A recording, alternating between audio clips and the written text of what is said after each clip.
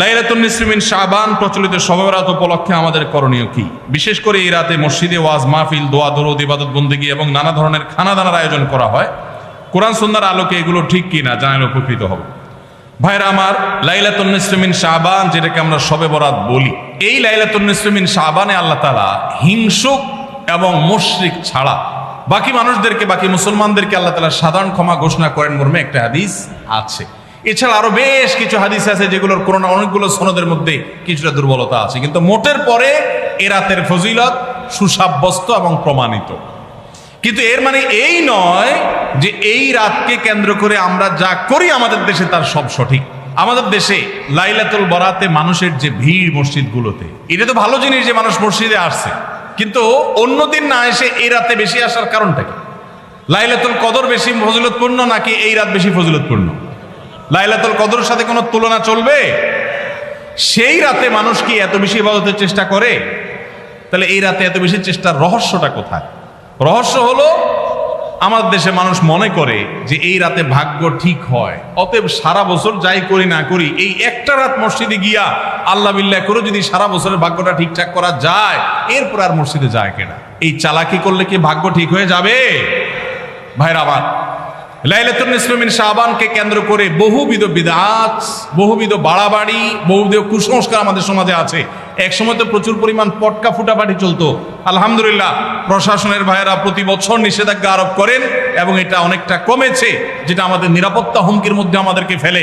দিনের নামে আমরা কখনো সেগুলো করতে পারি না।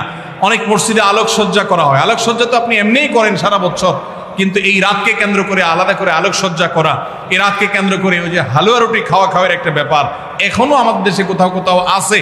অনেকে মনে করে নবীজির দাঁত মোবারক শহীদ হয়েছেন উহুদের ময়দানে, তো তিনি হালুয়া খাইছেন, সেজন্য আমরা ভালো দাঁতে হালুয়া খাই। নবীজির দাঁত ভাঙে হালুয়া খাইছেন, আমাদের আস্ত দাঁতে আমরা কি খাই? হালুয়া খাই। আপনার বাপের ঠ্যাং ভেঙে গেছে, উনি একটা লাঠি দিয়া খোড়ায় খোড়ায় হাঁটে, আপনার আস্ত ভালো দুইটা ঠ্যাং আছে, আপনি বাপের মহব্বতে বলছেন বাবা তোমার পাওটা ভেঙে গেছে, সেই মহব্বতে আমি আমার ভালো পাও নিয়ে লাঠি দিয়ে আমি খোড়ায় খোড়ায় হাঁটতেছি। কি বলেন? বাপ খুশি হবে? খুশি হবে? বলবে এটা তো বেয়াদবি, তামাশা করতেছো আমার সাথে, আমার ভেঙাইতেছ। নবীজি সাল্লাল্লাহু আলাইহি সাল্লাম দাঁত মোবারক শহীদ হয়েছে বাতিলের বিরুদ্ধে জিহাদ করতে গিয়ে। আপনি বাতিলের সাথে আঁতাত করবেন আর হালুয়া খায়া নবীজির সুন্নাত আদায় করবেন, এর চেয়ে বড় হাস্যকর জিনিস আর হতে পারে না। অতএব সব ধরনের বাড়াবাড়ি কুসংস্কার আমাদের বন্ধ করতে হবে। এমনকি এই রাত উপলক্ষে মসজিদে দোয়া দরুদের জন্য সমবেত হওয়া, এ রাতে মানুষকে ডাকাডাকি করে একেবারে এই রাতের ফজিলতের জন্য মসজিদে সবাই একত্র হওয়াকে যারা জরুরি মনে করেন তারাও ভুলের মধ্যে আছেন। ব্যক্তিগত ইবাদতে আল্লাহর ক্ষমা পাওয়ার জন্য চেষ্টা করতে পারেন, সেটা ভিন্ন বিষয়। আল্লাহ আমাদেরকে বুঝার তৌফিক দান করুন। আমাদের দেশে কেউ মারা গেলে 40 বা জমাত খাওয়ানো হয়, এটা জায়েজ আছে কিনা? ভাইরা আমার, বাংলাদেশের সবচেয়ে শক্তিশালী বেদাত হলো এই বেদাত। এর চেয়ে বড় শক্তিশালী বেদাত এদেশে আর নাই। এই ঠিক বলা মানুষ বহু লোক আছে জমাত খায় বেড়ায়। এই বরগুনার আমাদের অফিসে কিছু স্টাফ আছে, বরগুনার 2-3 জন আমার পরিচিত। তো এরা, আমি শুনছি যে তাদের একটা গ্রুপ খুলছে, তারা ফেসবুকে না যেন হোয়াটসঅ্যাপে গ্রুপ খুলছে, জমাত খাওয়ার গ্রুপ। কোথায় কখন কে মরে, কোথায় কার মরার খাওয়ান হয়, ওই গ্রুপে জানাই দিলে সবাই দলে দলে সেখানে চলে যায়। এটা তারা এক এক ইউনিয়নের এক একজন মিলে এটা করছে, যাতে কোনো ইউনিয়নের জমাত যাতে মিস না হয়। তো ভাই, এটা হলো সবচেয়ে শক্তিশালী বিদআত। কেন? আমি একটা কথা প্রায় বলি, আপনি গুগলে গিয়ে, সবার হাতে হাতে এখন আজকাল মোবাইল আছে, স্মার্টফোন আছে, গুগলে গিয়া শ্রাদ্ধ লিখে সার্চ দিবেন, তালিবেশ্বর অফালা আকার দয়ের পিঠে বড় ধ, শ্রাদ্ধ।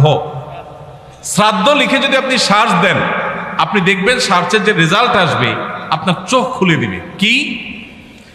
হিন্দুদের মধ্যে একটা ধারণা আছে, সেটা হলো যদি কোনো মানুষ মারা যায়, তার মৃত্যুর পর এলাকাবাসী আত্মীয় স্বজন সবাইকে দাওয়াত দিয়ে না খাওয়ানো হলে ওই লোক স্বর্গে সোনা দানা পায়, খাওন পায় না, সে না খায় কষ্ট করে।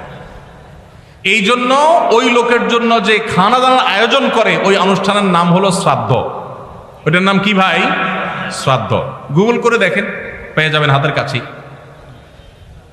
আমাদের সাবকন্টিনেন্টে যেহেতু হিন্দু ভাইদের সাথে আমাদের সামাজিক সহাবস্থান আছে, তারা তাদের ধর্ম পালন করেন, আমি তাওহীদবাদী, আমি ইমানদার, সেই জায়গা থেকে আমি শিরকে আল্লাহর নিকট সবচেয়ে অপরাধ মনে করে বাঁচার চেষ্টা করি, কিন্তু তারটা তিনি করেন, তারটা তিনি করে, এটা তার ব্যাপার।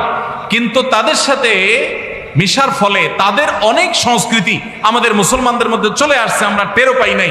এই যে মানুষ মারা যাওয়ার পরে যে খাওয়ার অনুষ্ঠান মৃত ব্যক্তির ওয়ারিসদের উপরে চাপানো হয়, এটা ওই শ্রাদ্ধ থেকে এসেছে, এটা ইসলামে নাই। ইসলামে আছে উল্টাটা। উল্টা কি? একটা মানুষ মারা গেছেন, নবী সাল্লাল্লাহু আলাইহি সাল্লাম বলেছেন অমুক মারা গেছেন, তার পরিবারের লোকদের জন্য তোমরা খাবারের ব্যবস্থা করো। কেন? কারণ তাদের রান্না করার মতো মানসিক অবস্থা নাই। আমরাও সেটা করি, অবশ্য আপনারাও করেন।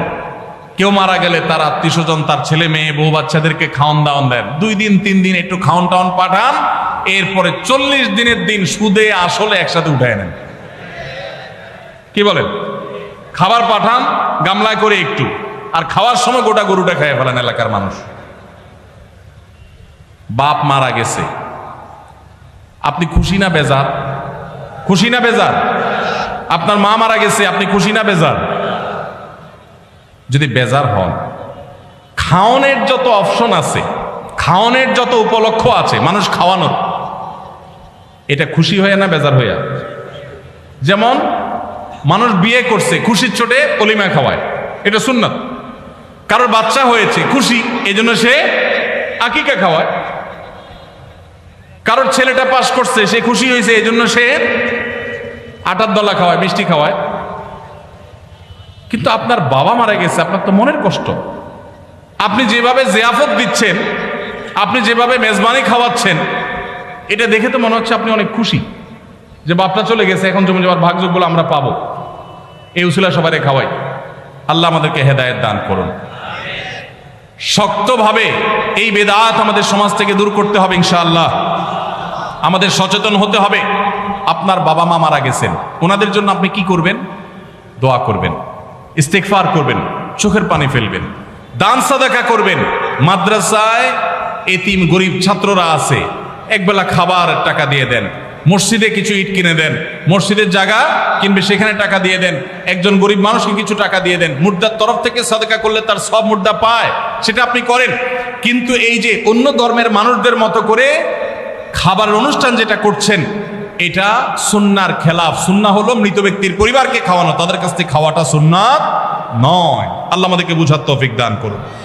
মুশকিল হলো এটা যদি আপনি না করেন, আজকের ওয়াজ শোনার পর এলাকাবাসী বলবে অমুক লোকটা মারা গেছে, কি ছেলে মেয়ে রেখে গেছে, কারো একটা হাত ধোয়াইলো না। বলবে কি না বলেন?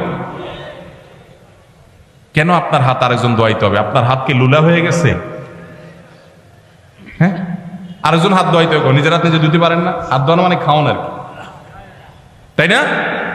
এলাকাবাসী বহু কিছু বলবে, কিন্তু আপনি অটল থাকবেন যে আমি ইনশাআল্লাহ এগুলা করব, আমার বাবার জন্য, মায়ের জন্য যেটা করলে সওয়াব হবে সেটা আমি করব। নবীজি সাল্লাল্লাহু আলাইহি সাল্লামের কাছে এক সাহাবী এসে বললেন, ইয়া রাসূলুল্লাহ, আমার মা মারা গেছেন, আফা আহুজ্জু আনহা, আমি কি তার পক্ষ থেকে হজ করতে পারি? নবীজি বলেছেন, নাম, অবশ্যই করতে পারো। এগুলো হলো সুন্নাত। আমরা সুন্নাত বাদ দিয়ে এখন বেদাতকে আলিঙ্গন করে ফেলেছি। আল্লাহ আমাদেরকে হেদায়েত দান করুন।